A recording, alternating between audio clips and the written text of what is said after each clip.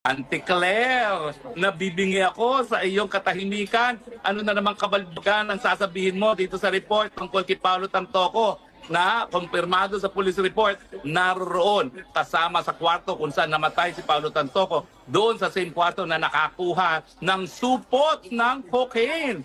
Ang ating First Lady, ano na namang kabalbalan ang sasabihin mo para umiwas sa katotohanan. Pero gaya ng sinasabi ko, I love Auntie Claire.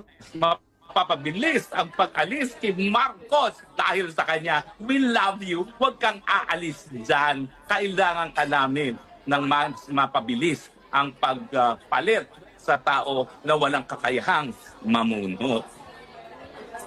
Nako, nandito po ako sa restaurant. Kaya hindi ako masyado po pwede magtitili. Pero ganun pa naman, nagtitili na rin ako sa galit dito, no? Dahil hindi na po pwede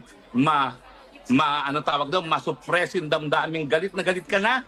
Insulto na sa mamamayang Pilipino yan. Ano ba yan? Kriminal na First Lady. Addict na First Lady. Ano ba yan? Pinagtatawanan na tayo. Tapos pupunta ka ngayon doon kay Trump. Huy, mahiya kayong dalawang mag-asawa, ha? Sasabihin ni Trump, oh, have you had your cocaine today, Mr. President? Madam First Lady?